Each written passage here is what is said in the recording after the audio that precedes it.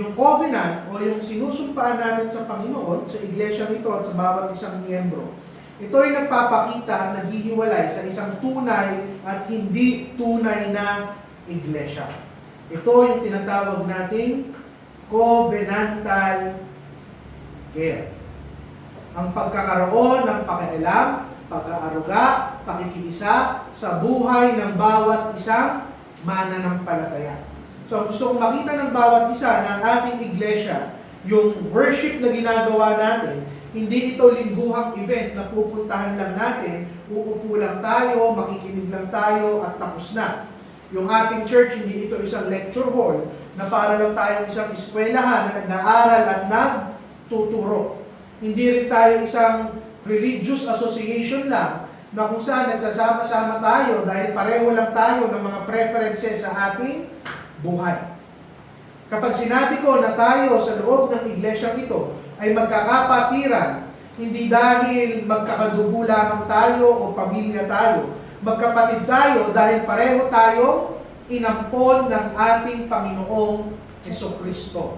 Pareho tayong binili ng kanyang dugo, pareho tayong inindwell ng banal na Espiritu, at pareho tayong nabubuhay according sa ipinangako natin sa harap ng ating Panginoon. Sa Biblia, ang isang church, although inaral natin, di ba, paano mo malalaman ang isang church ay tunay na church, Charles? Paano mo malalaman ang isang church ay tunay na church? Puro mabanalan. Lori? Doctrinally pure, tapos merong Doctrinal, sabi ni church, holiness, at Pagmamahal. moral Moral. purity. Ito yung tatlo natin, di ba? Sabi natin, dapat tama ang kanilang itinuturo according sa salita ng Panginoon. Pangalawa, dapat ang bawat isang miyembro ay nabubuhay ng may kabanalan. At pangatlo, dapat meron silang moral purity. Wala silang ginagawang immoralidad sa kanilang buhay at hindi kinukonsinte ng kanilang iglesia ang mga mali nilang ginagawa. Pero, yung isang bagay, practically, na hindi natin dinidiscuss, makikita mo na ang iglesia ay tunay na iglesia. Sabi nga ni Lolo Mac, meron silang pagmamahalan. Dahil sa Biblia, tinukoy ang isang iglesia, ang description sa kanya, isang katawan. Ibig sabihin, sa isang katawan, lahat ay kumikilos. Kung napapabilang ka sa isang relihiyon, sa isang simbahan, sa isang iglesia, na hindi mo ramdam na sila ay isang katawan, na may ulo, may kamay, may paa, na lahat ay nagtutulungan at kumikilos, hindi mo yan pwedeng tawaging isang iglesia. Dahil ang sabi sa Biblia, ang isang iglesia ay isang katawan. Pangalawa, tinawag tayo isang household o family, pamilya. Ramdam mo dapat yung pagiging malapit ng bawat isa sa loob ng simbahan. Kung nagkakaroon ng mga grupo sa simbahan, o kung papasok ka lang doon na parang isang event o isang concert at lalabas ka doon na wala kang relasyon sa mga kapatiran mo, hindi yan tunay na simbahan. Pangatlo, tinawag tayong flock, mga tupa ng ating Panginoon. Na may isang pastol na nagpapakain sa atin, ang ating Panginoong Hesukristo, ang kanyang salita, ay tayo ay nagsasama-sama. Now, kung titignan nyo, lahat ng imahe na ginamit sa Biblia upang i-describe ang isang simbahan, lahat yan ay relational. Meron kang relasyon sa bawat isang taong parte ng iyong simbahan. Hindi yan transactional. Na pupunta ka sa simbahan, a-attend ka, aalis ka, tapos na. O pupunta ka doon, mag-aabot ka ng tithes mo, ng pera mo, mag-e-extend ka ng tulong mo, tapos na. Hindi.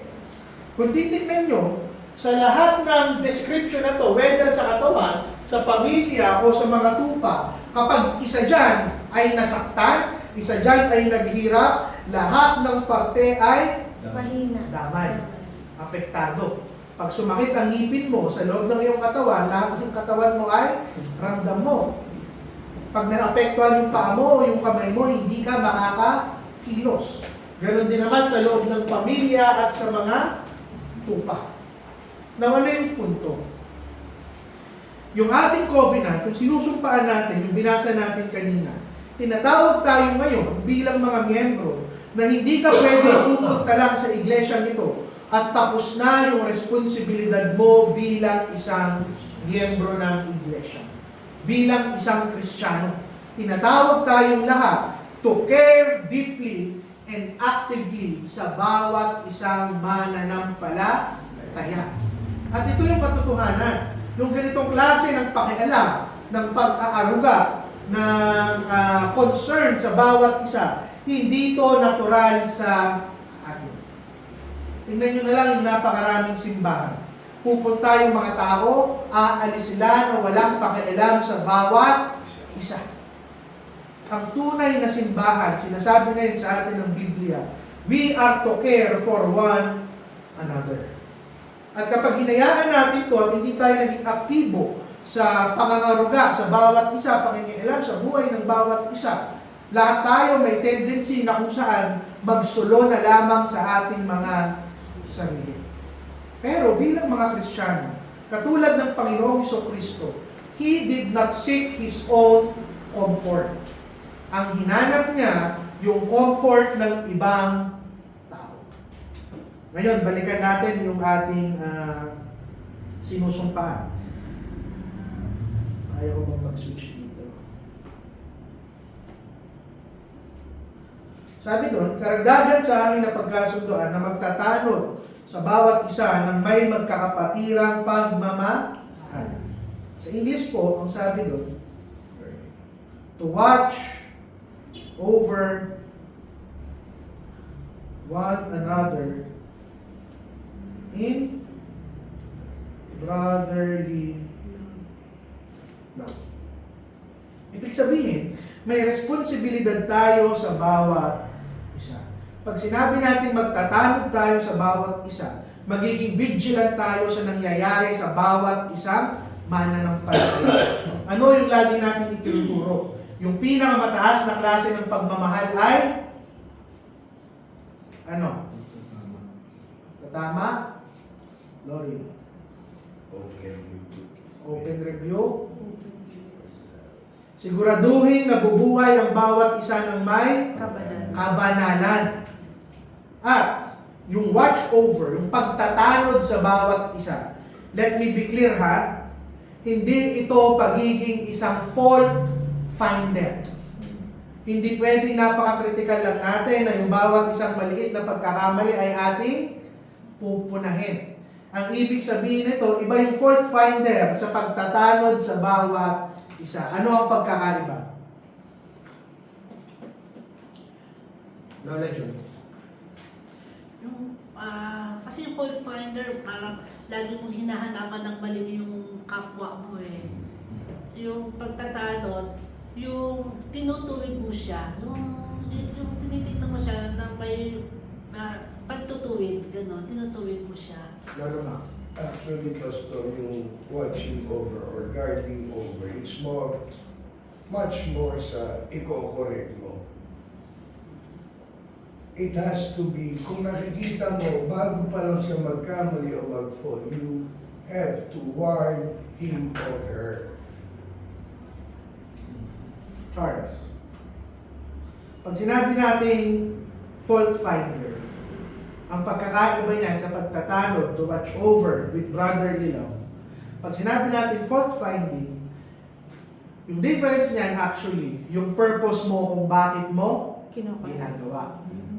Maaari na kung saan nagbabantay ka, hindi dahil mahal mo ang isang tao, pero dahil gusto mo lang na kung saan siya ay hanapan ng mali. Yun yung pagkakaiba. But to watch over one another, para tayong magkakapatid, na ayaw nating mapahamak ang kahit sino man. Yun yung pagkakaiba. Pag fault finder ka, ang ginagawa mo lang, hahanapin mo yung mali ng ibang tao, at yung reason mo either pataasin yung sarili mo or i-excuse ang sarili mong kasalanan. Pero kung brotherly love, pagtatanod sa bawat isa, Hindi lang tayo nagsurveillance, hindi control ang usapan dito. Ang pag-uusapan natin dito, binabantayan natin ang bawat isa dahil ayaw natin silang magkaroon. Ayaw natin silang magkasala. Ano rin, Pastor, it has something to do with timing. For example, yung fault finder, after na nakita na niya yung kasalanan. Yun yung sinasabi ni Norma. Unlike yung brotherly love na Bago pa magkasala. bago pa magkasala. Ginagard mo na siya or binibigyan mo na siya ng mga warning na, o kapatid, baka nagkakasala ka na. Yung mga gano'n. So, it has something to do with the timing. Hebrews 3:12-13. Sabi dito, take heed, brethren, lest there be in any of you an evil heart of unbelief, but exhort one another daily. So ano yung punto dito? Yung warning dito, plural. Lest there be in any of you. Ibig sabihin, ang winawarningan dito ni Paul, yung buong iglesia. Ang sinasabi dito ni Paul, yung panglalamig sa Kristyanismo, sa pananampalataya, yung kasalanan, this is not a private matter.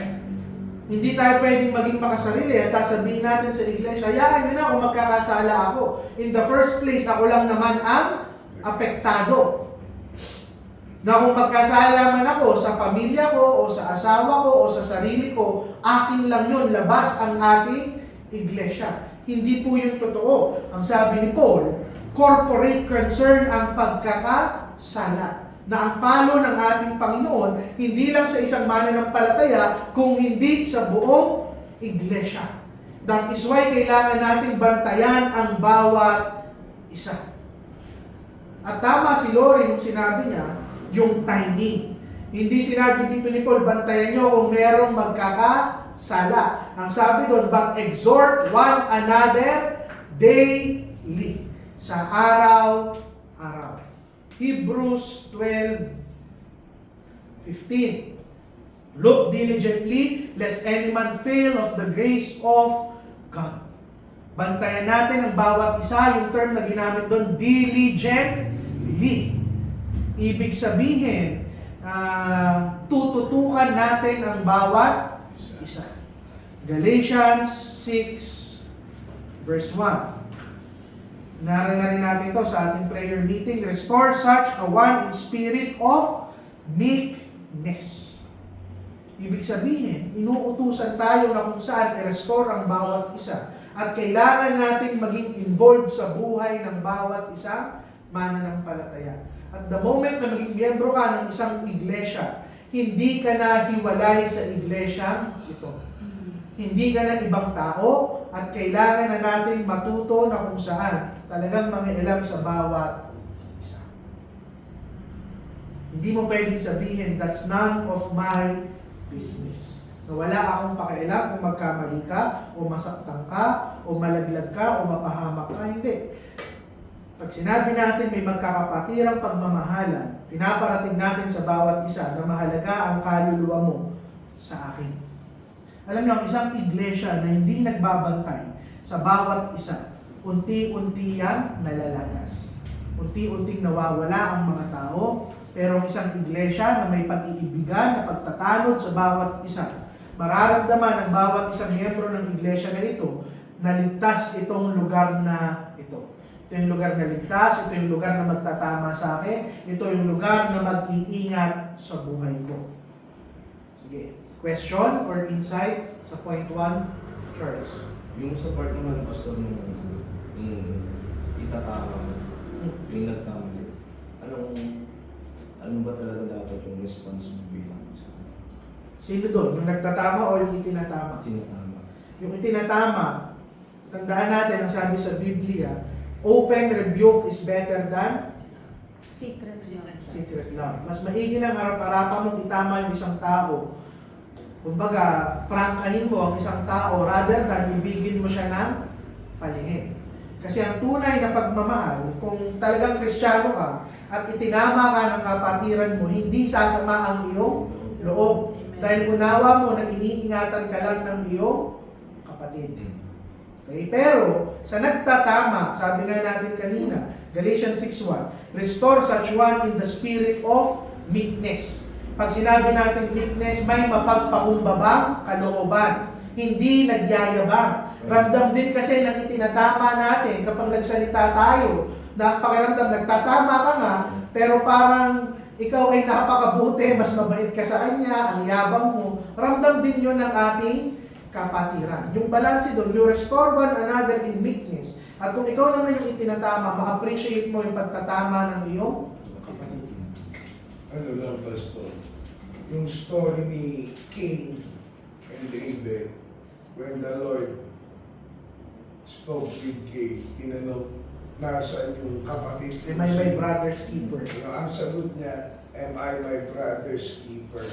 Pag ang isang Kristiyano, ganun ang ugali, bakit? Obligasyon ko ba yung mga kapatid ko? Palagay ko, hindi siya tunay na Kristiyano. Alam niyo po, sabi ko nga sa inyo, bata-bata akong Kristiyano. Wala pa akong asawa, binata pa ako. As much as I can, ayokong makialam sa mga tao sa church. Kasi, alam niyo naman, totoo naman talaga yung practically. Habang mas nangingialam ka, mas masakit sa ulo. Madalas kapag nangingialam ka, ikaw ang Mali. masama. Ikaw ang mali. Pero bilang isang matured na Kristiyano, whether or not tama sa mali ang response nila, kailangan natin gawin yung ating pananagutan sa ating Panginoon na ingatan sila at bantayan. Pangalawa, sabi po natin dito, alalahanin ang bawat isa sa panalangin. Sa English po, ng covenant natin, nakasulat doon, to remember each other in Prayer. prayer.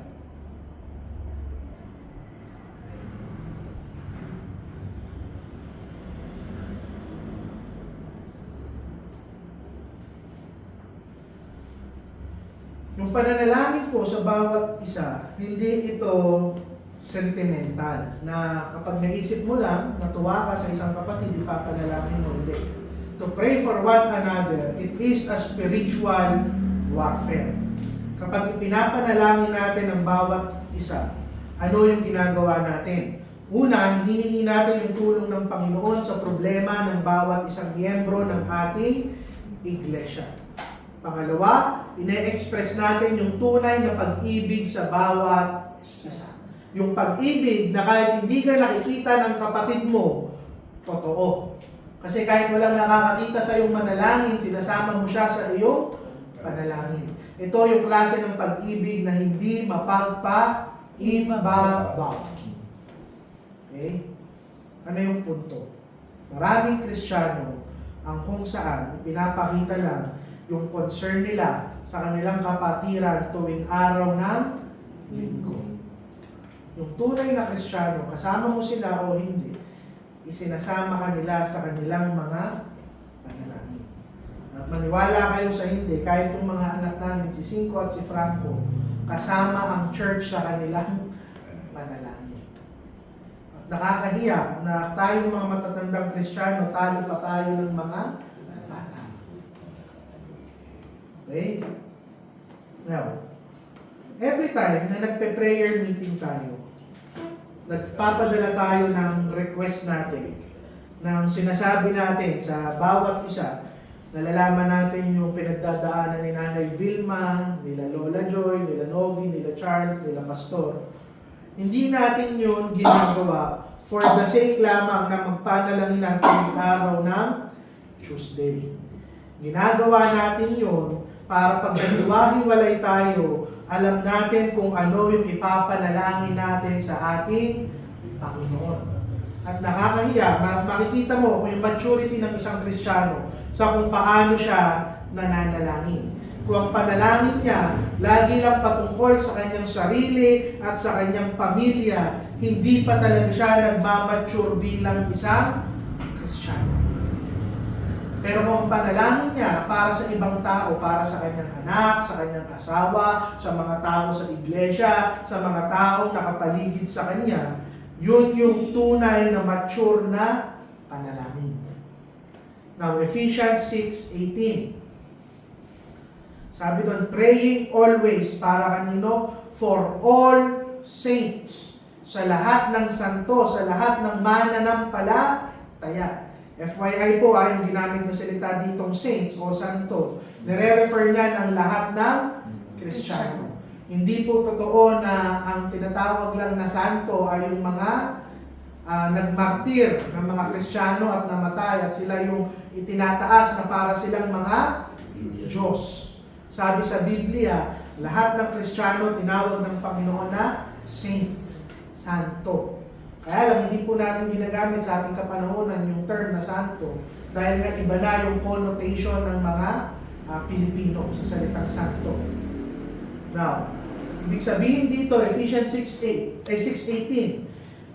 praying always for all saints, hindi lamang pamilya, hindi lamang kaibigan, hindi lamang sa mga taong kasundo natin, ipapanalangin natin ang bawat isang Kristiyano.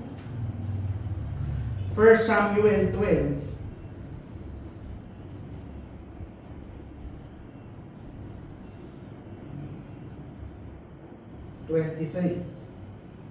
Sabi doon, God forbid that I should sin against the Lord in ceasing to pray for you.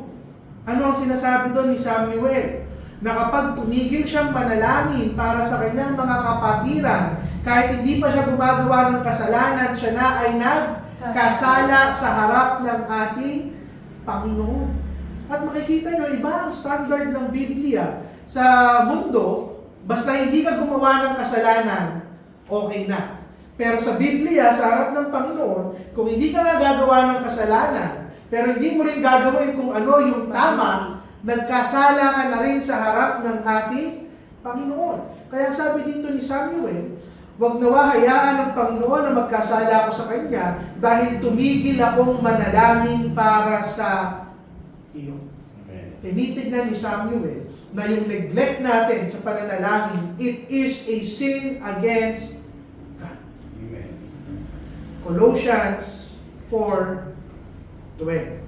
Epapharas, laboring fervently for you in prayers. Ibig sabihin, nagsusumikap si Apostol Pablo. Tinitignan niya yung pananalangin as a work, trabaho. May effort na gagampanan niya upang maiparamdam niya sa Panginoon at sa bawat isang mananampalataya na may pag-ibig siya at may concern siya sa bawat isang miyembro ng Iglesia. Okay? Any insight or question sa point number 2?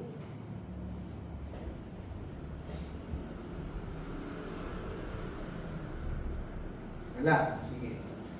Next point. Sinusumpaan din natin tuwing unang linggo ng buwan. Sabi natin, bilang mga miyembro ng ating iglesia, tayo ay tulungan ang bawat isa sa karamdaman at daluhati. Okay. This is where it gets practical and personal. May masama bang manalangin sa bawat isa? Wala. Basahin pa lang muna natin yung English. To aid each other in sickness and distress. May masama bang manalangin para sa bawat isa? Wala. Kailan nagiging pangit yun?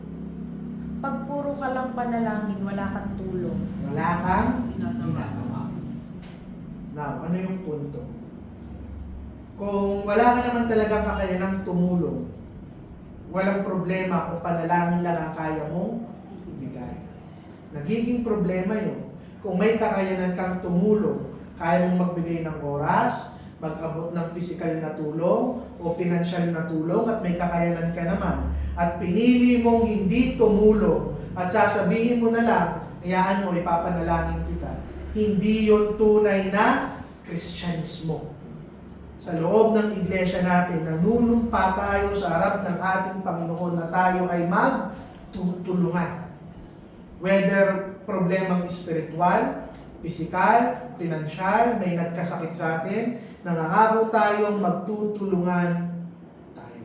Amen. At sa pangakong ito, makikita mo na kung saan, ano yung tinuro natin nun sa Angono, hindi tayo nagiging consumer sa loob ng church.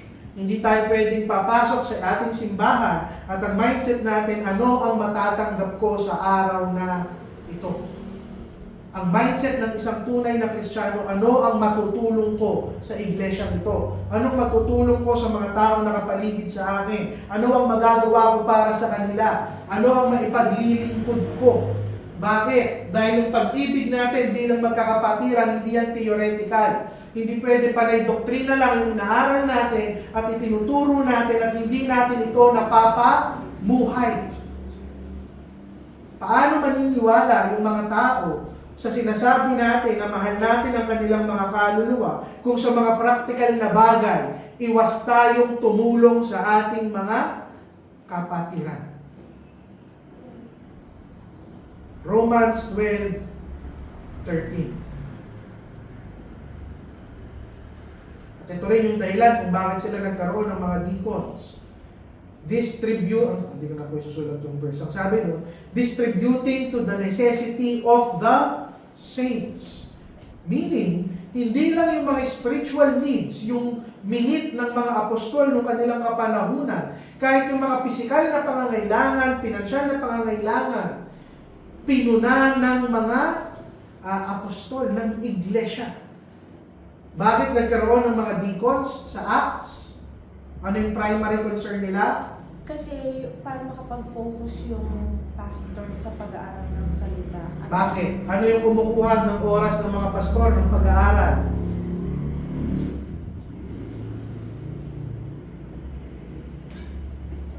Pagtulong sa mga... Nangangailangan. Sino yung mga nangangailangan sa Acts? May sakit? Hindi. Members of the church. Ay, Hindi. mga Mga byuda. Mga byuda, mga ulila, mga ampon.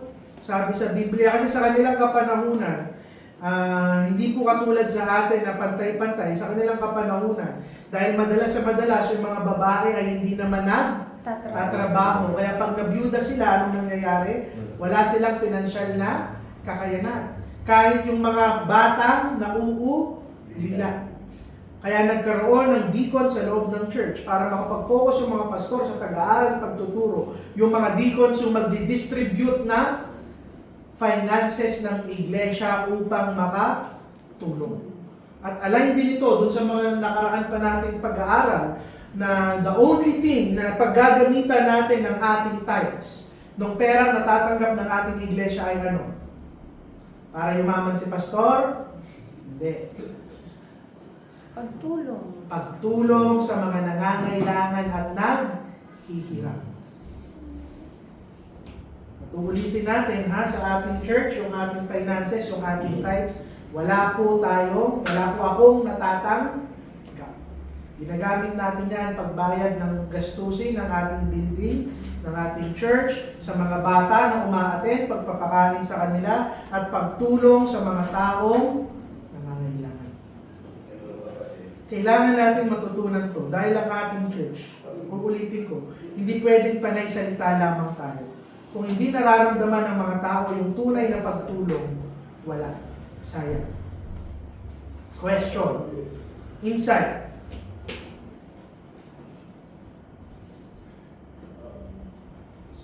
Yung pagtulong pong ito, hindi ito laging hindi ito laging finances, hindi ito financial. Kung wala kang kakayanang tumulong pinansyal, may kakayanan kang tumulong pisikal. Kung may nagkasakit, pwede kang bumisita, pwede kang tumulong, pwede kang magbigay ng oras. Kung ano man yung pwede mong ibigay sa kapwa mo, pwede mo gamitin. At yun din yung dahilan kung bakit hindi tayo ginawang pantay-pantay ng ating Panginoon. Yung iba mas blessed niya financially, yung iba mas blessed niya ng talino, yung iba mas blessed niya ng lakas, ng oras. At kung makikita nyo, iba-iba rin tayo ng pangangailangan. Kaya tayo pinagsama-sama ng Panginoon para tayo ay magtutulungan. Fourth point. At ito na ata yung panghuli natin. Sabi doon sa sunod nating Paano ito? Linangin ang mga Kristiyanong awa at magalang na pananalita. Sa English po, to cultivate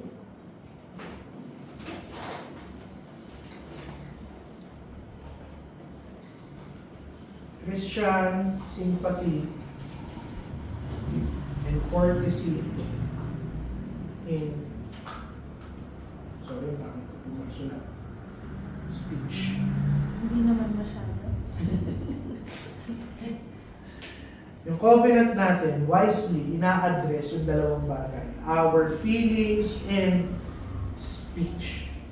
Yung tunay na simpatya sa magkakapatiran, hindi po natin to ginagawa para i-manipulate lang yung emosyon ng bawat isang tao.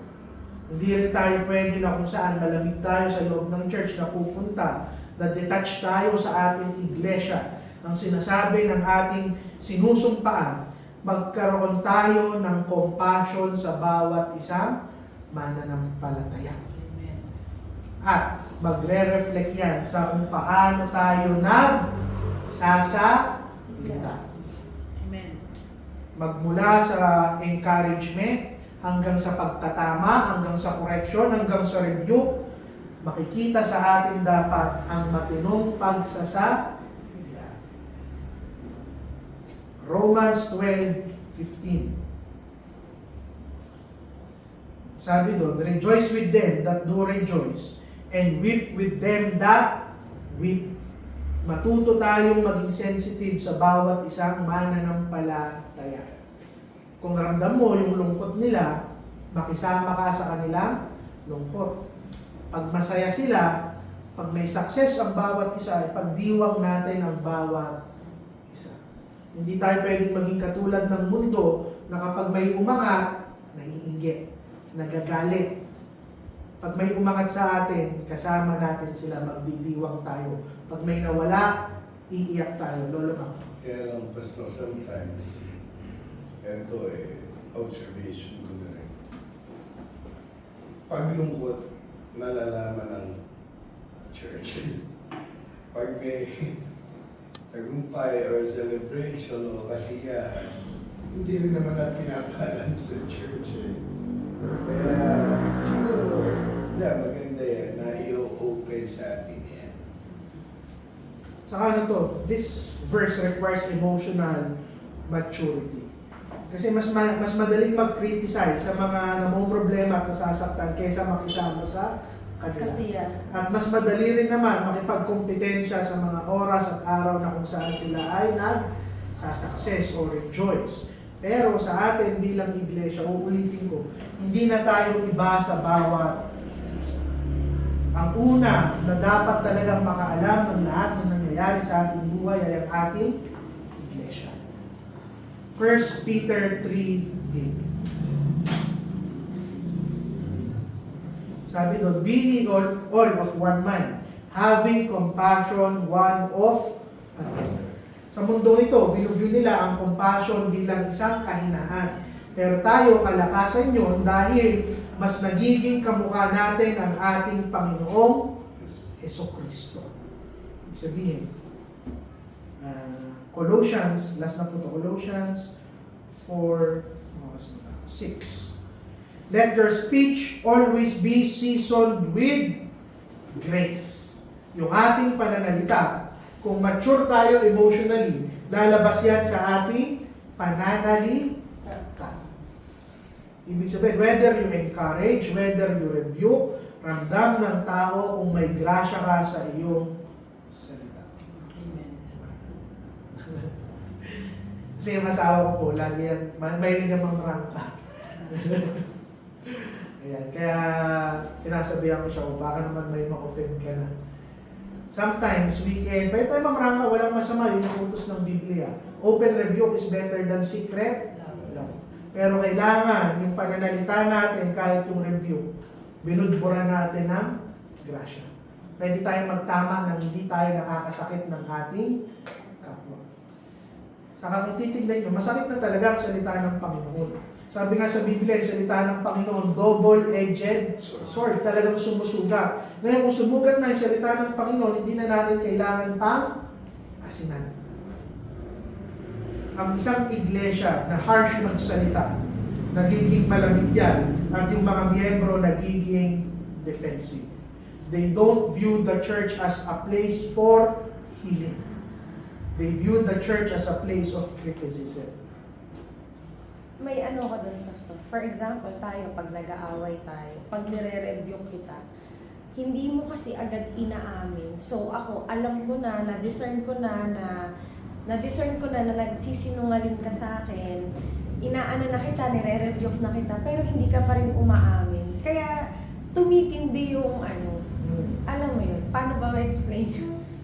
So in short kasi, katulad nga sinasabi natin, dapat both ways. Hindi lang sa nagre-review, pati doon sa nire-review.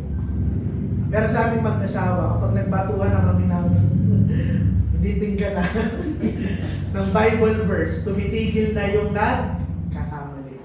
Kasi wala ka nang isasagot eh. Alam mo na nasalita na yun ng ating Panginoon. Question, insight, violent reaction. Charles. Ano lang, Pastor? Sa mga na-observe ko nung mga nakaraan, may mga tayo yung pag-review sa tao. Depende kung anong ugali nila. Kasi may mga nire-review tayo matataas yung pride. Imbis na mawin natin yung puso. Lalong mawin natin yung kaluluwa, lalong lumalayo o nawawala. Pero pag mature naman talaga kasi yung nire-review natin. Tama naman yung response nila. Pero yun. Actually kapatid, hindi tayo mag-a-adjust ng ng approach sa kanila. Isa lang yung approach na sinabi. Sabihin mo yung salita ng Panginoon, but season your speech with grace. Lahat ng approach pareho. Ngayon, madalas kasi, ang totoo, maraming taong lumalayo sa iglesia, hindi dahil mali yung sinabi mo. Lumalayo sila kasi hindi nila kayang tanggapin yung pagtatama sa kanilang kasalanan. Hindi pwedeng iibahin natin yung salita ng Panginoon para mag-fit sa panlasa ng tao. The moment na ginawa mo yun, binago mo yung kanyang salita. Na dapat yung buhay ng tao yung nag-a-adjust sa salita ng Amen. Siguro when correcting someone, huwag mo gamiting standard yung sarili mo. Only Jesus Christ as the standard talaga. Ngayon, nasa kanila na yun. Kung ma-open sila o hindi. Kung mag-i-yield sila, hindi ka na magkakamali kung yung standard na correction natin is ang Lord. Ako din, additional pastor. Sa dami ng churches na napuntahan ko, makikita mo talaga kung sino yung nagtatagal. Actually, ang magtatagal doon, yung mga church na nag-a-apply ng truth. Yung mga puro kaplastikan, puro dahil na offense sa truth, tapos, what I mean, makikita mo kasi kung yung church is nagpi-please lang sila sa mga tao. Hindi kasi natin pwedeng i-please yung tao para umattend sila sa atin. Ang kailangan nating pagbasihan is yung Bible. As long as biblical yan, as long as tama yung sinasabi mo, mag-stick ka doon. Pero hindi tayo pwedeng mag-adjust kasi iba-iba talaga yung tao. Ako talaga, I've been to a lot of different churches. Sa talagang kung ano yung biblical, yun yung magtatagal. Kasi hindi nagbabago yung standard ng Panginoon. Yun. Pastor, pagka gano'n, halimbawa talaga yung tao, sinabihan mo na siya, sinabi mo na yung katotohanan, tapos hindi niya matanggap talaga na mali siya or kailan titigil yung nangangaral sa kanya? Ang sabi po sa actually ang sabi sa Bible, well, within the church context muna tayo ating marapil explain ko. Within the church context, sabi sa Bible, meron tayong tatlong level, Sa Matthew po ang sabi, kausapin mo siya personally. Kung hindi siya makikinig sa'yo, magsama ka ng isang kapatid, kausapin mo siya ulit. Pag hindi pa rin siya nakikinig, dali nyo sa iglesia, kausapin ng buong iglesia, pag ayaw niya pa rin makinig, tinatanggal siya ng iglesia sa kanilang membership. So that is on a church level. On a more personal level or family level, ako, if I have to be honest, lalo na kung alam kong hindi pa naman ligtas yung taong yun, hindi siya nakakilala sa Panginoon, hindi tayo dapat tumigil. Pero it also means na kung hindi siya makikinig, wala na yung bigat ng responsibility or accountability doon sa taong nagtatama. Ang ibig kong sabihin po doon, kung kami mag-asawa, hindi Kristiyano yung asawa ko, ginawa ko yung best ko para turuan siya, tulungan siya, itama siya. Hindi siya nakinig sa akin. Balang araw, kung pagharap ko man sa Panginoon, hindi na po ako yung sisingilin ng Panginoon. Wala na akong accountability sa Panginoon. Kumbaga, siya mismo sa buhay niya, meron siyang sariling accountability. Pero, dahil nga mahal natin yung tao, lalo na yung kaluluwa ng tao, as much as possible, hindi tayo pwedeng tumigil. Kahit naman po na church level, kung may kapatid kami rito, miyembro, talagang ginawa na yung 3 level na yun, hindi siya tumigil. Tinanggal siya ng iglesia as a member. Hindi po nang ibig sabihin na hindi namin siya papapasukin ng church. Tinanggal lang namin yung rights niya bilang miyembro, pero ganun pa rin. Binabantayan namin siya, ingatan namin siya, patuloy kami magpapaalala sa kanya. Tinatanggal lang naman yung tao sa loob ng church dahil ayaw namin madama yung iglesia sa palo ng Panginoon. In short, yung balanse na pagpapaalala at hindi pangungunsinte doon sa kasalanan. Question? I think hindi natin kayang tapusin yung susunod kasi kukulangan tayo sa time. Itong maging mahinahon, laging handang makipagkasundo at alalahanin ang utos ng ating tagapagligtas, pagtibayin at maging next Sunday na ito. Any question? Inside. Ano lang Pastor?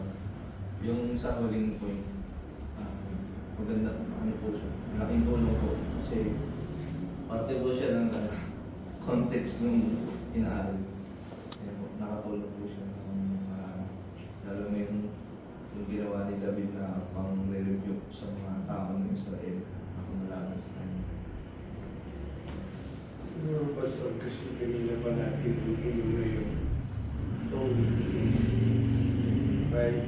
Pero kung titingnan natin, halos lahat is naka-enclose sa word na holiness eh. Kapanalan. Yes. Siguro, mag-iiwan lang ako ng question sa lahat na yung kung Kristiyano, are we showing holiness through holiness or hollowness? Na para tayong isang tubo, matigas sa labas pero walang laman sa loob. Tandaan natin yung holiness, talagang even yung purity nandun, moral purity nandun. When it comes to moral purity, huwag natin sabihin yung nakikita lang. Tandaan natin, yung marami tayong kino-cover na sin, maybe, na natatabish yung morality natin, but God sees everything, yun na lang ang tandaan natin. Kaya, sabihin na natin, are we hollow or holy? Yun ang tingnan natin. Sana po pang-8 lesson na natin to sa COVID. Pang-9 na yung susunod na linggo. Last na yun. Mas na yung sa susunod na linggo. Last na po yun. Sana na-realize nyo na mahirap maging Kristiyano. Yes. Sa iba kasi pag sinabi mong Kristiyano, basta Nabinyagan. binyagan ka, kahit nung bata ka pa, baby ka pa, nabinyagan ka, kahit anong maging ugali mo paglaki, ang tawag sa iyo ay isang Kristiyano. Pero hindi po yun yung tunay na Kristyanismo. Maraming tao nagsasabi, lalo na sa Pinas, sabi nga nila, ang Pinas ay isang Kristiyanong bansa. Pero hindi po tayo Kristiyanong bansa. Dahil karamihan ng mga tao sa atin ay pagano. Sumasamba sa mga Diyos-Diyosan, sa mga tradisyon, sa kultura. Pero yung tunay na pagiging Kristiyano, mahirap po. Kasi ipinapamuhay ito. Hindi ito yung pangalan lang, hindi ito binyag lang. Hindi ito yung magsisimba ka lang, aaten ka, uuwi ka, Kristiyano ka na. Mahirap maging isang Kristiyano. Ako last na pastor, dun sa mga inaaral natin, sa lahat ng mga points natin, makikita mo talaga dun kung gaano tayo ka-failed, failed, bilang mga Kristiyano, but sa grasya ng Panginoon, by His grace, kailangan natin ma-meet yan isa-isa. At doon papasok yung karapat-dapat ka bang tumanggap ng nagre-representa sa katawan at dugo ng Panginoon sa Lord's Supper, o i-evaluate mo yung sarili mo na hindi. Kung hindi, magkaroon tayo ng hiya sa holy at divine na activity na yon. Sa context po ng bawat isa, lalo na sa mga umahatid, sa church po namin, meron kasi kami Lord's Supper. Yung inaaral po namin ngayon, ito yung sinusumpaan namin bago kami mag-partake ng Lord's Supper. Yun yung tinatawag nating breaking of the bread, yung tinapay, saka yung alak na dugo ng Panginoon.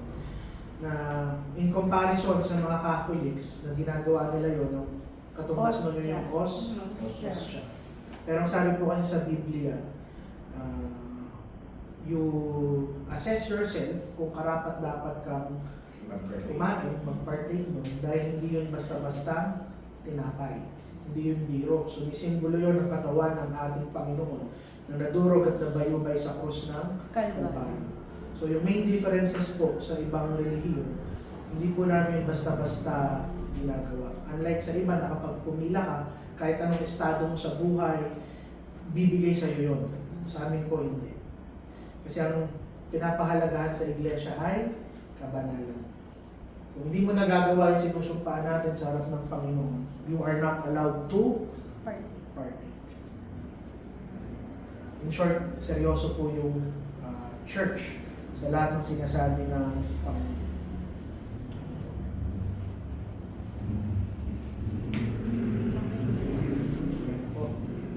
Side Novi, Charles, Nanay.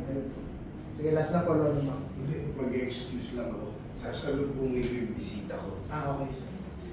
Sige po, kung wala na pong tanong, close na po natin in prayer. Lord, salamat po sa araw na ito. Salamat sa natapos namin. Salamat po sa lahat ng biyaya. Salamat po sa mga kaluluwang dinala nyo sa aming mga pamilya, bisita na nakapakinig na nyo sa inyo. Matawad po sa aming mga kasalanan. In Jesus' name we pray. Amen. Po, fine.